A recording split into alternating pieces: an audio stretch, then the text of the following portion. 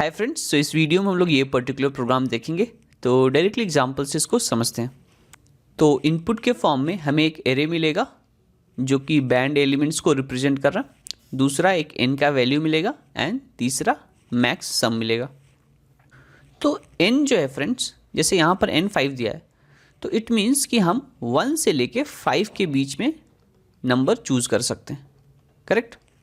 लेकिन हमें ये ध्यान रखना है कि जो भी हम नंबर चूज करेंगे वो बैंड वाले एरे में ना हो। तो यहाँ पर अगर आप देखोगे तो 1 ये बैंड एरे में है एंड 5 भी बैंड एरे में है। ये 2, 3, 4 ये बैंड एरे में नहीं है, करेक्ट। तो अब ये सारे नंबर्स हम चूज कर सकते हैं, करेक्ट। लेकिन अगर हम तीनों नंबर चूज करेंगे एंड इसका सम करेंगे 2 + 3 + 4 तो सम इसका जो आएगा वो है 9, जो कि ये मैक्स सम को एक्सीड कर रहा है। तो हमें ऐसा नंबर चूज करना है कि जो कि मैक्स सम को एक्सीड ना करे। तो अगर इसमें से कोई भी एक नंबर ड्रॉप कर दे, लेट्स से 2 ड्रॉप करते हैं, करेक्ट। अगर 2 ड्रॉप करते हैं तो 3 और 4 का सम क्या होगा 7। अभी भी ये मैक्स सम को एक्सीड कर रहा है, करेक्ट। तो ये कॉम्बिनेशन नहीं हो सकता। तो लेट्स से हम 4 को ड्रॉप करते हैं तो 2 और 3 का सम जो है वो है 5, करेक्ट। तो ये एक एक्सेप्टेबल सोल्यूशन है। तो आप देख सकते हो यहाँ पर हम 2 एलिमेंट को चूज़ किए हैं, इसीलिए आउटपुट हमारा ये 2 है। हम कोशिश करेंगे कि ज़्यादा से ज़्यादा नंबर को हम चूज़ करें, करेक्ट। लेकिन अगर हम 4 को इंक्लूड करते हैं तब ये मैक्स सम को एक्सीड कर जाएगा फ्रेंड्स। तो ये है बेसिक सा प्रॉब्लम स्टेटमेंट। अब देखते हैं कैसे इसको अप्रोच कर सकते हैं। तो बेसिकली हमें जो नंबर चूज़ करना है वो 1 से लेके n तक चूज़ करना है। तो इस केस में 1 to 5 होगा। अब हमें ज़्यादा से ज़्यादा नंबर को चूज़ करना है, राइट। तो अगर ज़्यादा से ज़्यादा नंबर को इंक्लूड करना है एंड मैक्स सम को एक्सीड भी नहीं करना है तो हम कोशिश करेंगे क्या कि हम स्मॉलेस्ट नंबर को चूज़ करें, राइट। छोटा से छोटा अगर नंबर चूज़ करेंगे तो हम ज़्यादा नंबर इंक्लूड कर पाएंगे, करेक्ट।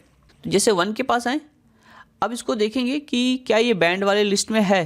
तो ये तो है, तो इसको हम नहीं ले सकते।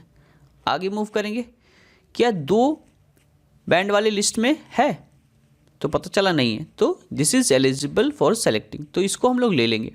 अच्छा, इसको जब लेंगे हम तब हमारा लेट्स से अभी इंक्लूड करेंगे तो सम कैलकुलेट करते चलते हैं। तो पहले सम 0 होगा, अब 2 को ऐड कर लिए तो सम अब हमारा क्या हो गया, सम हमारा हो गया 2। आगे मूव कर रहे हैं, 3 क्या बैंड लिस्ट में है, तो पता चला नहीं है। नहीं है तो ये भी एलिजिबल है, इसको भी हम रख लेंगे अपने सम में। और 2 + 3 5। आगे मूव कर रहे हैं, 4 क्या 4 बैंड लिस्ट में है, नहीं है। अब अगर 4 को हम इंक्लूड करते हैं तो इसका सम जो है 5 + 4 ये हो जाएगा 9, जो कि मैक्स सम को एक्सीड कर जाएगा। तो हम 4 को इंक्लूड नहीं कर सकते फ्रेंड्स, राइट। अब 4 को इंक्लूड नहीं कर सकते। अब इसके आगे भी अगर हम जाएं तो ज़्यादा सेंस नहीं बनाता है, क्योंकि इसके बाद 4 से बड़ा नंबर ही आएगा, करेक्ट। तो हम यहीं पर डिक्लेयर कर सकते हैं कि हम मैक्सिमम 2 एलिमेंट को चूज़ कर सकते हैं। तो 2 हमारा आंसर होगा। यहाँ पर जो ट्रिकी पार्ट है फ्रेंड्स कि जैसे कोई एलिमेंट है, अब इसको इसमें देखना, इस बैंड वाले एरे में देखना कि वो प्रेजेंट है कि नहीं। तो अगर हम लीनियरली सर्च करते हैं इसमें तो बेसिकली ऑर्डर ऑफ n हमारा लग जाएगा, ठीक है। तो इसमें टाइम हमें ज़्यादा लग जाएगा क्योंकि n एलिमेंट्स हमें ढूंढने हैं, करेक्ट। और अगर लीनियर सर्च करेंगे तो that won't be a very efficient solution. तो हम लोग क्या कर सकते हैं, इस एरे को हम एक सेट में कन्वर्ट कर सकते हैं। अगर सेट में कन्वर्ट कर देंगे तो किसी एलिमेंट को ढूंढने में हमें ऑर्डर ऑफ 1 टाइम लगेगा, करेक्ट। तो वो थोड़ा इफिशिएंट हो जाएगा। तो डायरेक्टली अब कोड करते हैं और बेसिकली इस बैंड एरे को सबसे पहले सेट में कन्वर्ट करेंगे एंड ये अप्रोच जो डिस्कस किया है इसी के थ्रू प्रॉब्लम को सॉल्व करने की कोशिश करते हैं। तो जैसा डिस्कस किया था फ्रेंड्स, सबसे पहले बनाते हैं हम लोग सेट। तो यहाँ लिखता हूँ हैश सेट और ये इंटीजर कंटेन करेगा, न्यू हैश सेट। और यहाँ चाहे तो हम लोग लेंथ भी पास कर सकते हैं, क्योंकि हमें कितने एलिमेंट स्टोर करने हैं, जितना भी बैंड वाले एरे में है। तो यहाँ पर मैं लिखता हूँ बैंड डॉट लेंथ। अब एक एक एलिमेंट बैंड वाले एरे से निकालेंगे और सेट में डालते जाएंगे। तो यहाँ फॉर लूप लगाते हैं और यहाँ लिखते हैं int लेट्स से num और ये बैंड वाले एरे से एक एक एलिमेंट निकालते हैं और इसको सेट में रखते जाते हैं, सेट ऐड नम। अब यहाँ पर दो वेरिएबल लेते हैं, एक लेते हैं काउंट जो नंबर ऑफ एलिमेंट को काउंट करेगा जिसको हम लोग सेलेक्ट करेंगे, और दूसरा लेते हैं सम, और इस सम से बेसिकली हम लोग कंपेयर करेंगे कि मैक्स सम को एक्सीड ना कर सके। तो यहाँ पर लिखते हैं for int i equal to 1, i less than equal to n and i plus plus. जब भी कोई एलिमेंट आएगा तो सबसे पहले चेक करेंगे कि वो बैंड वाली लिस्ट में है कि नहीं, करेक्ट। तो इसके लिए हम लोग करेंगे सेट कंटेन्स,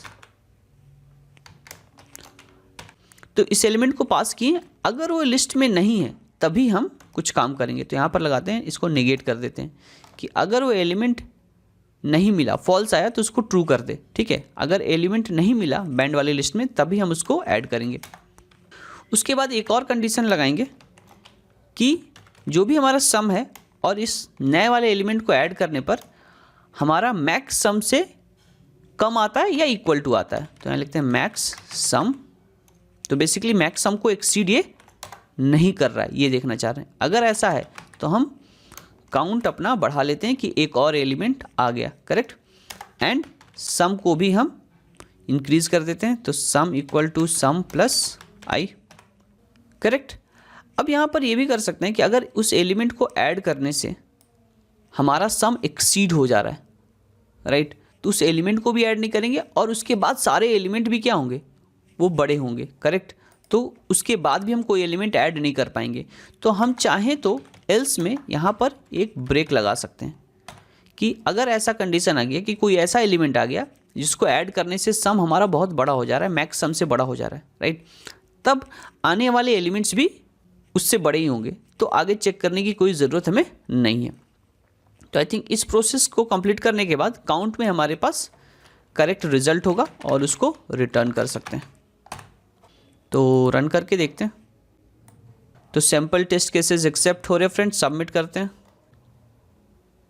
तो बढ़िया, ये सोल्यूशन हमारा एक्सेप्ट हो रहा है। फ्रेंड्स, अगर ये वीडियो आपके लिए हेल्पफुल रहा तो लाइक कर दें, and thank you so much for watching this video. मिलते हैं आपसे नेक्स्ट वीडियो में।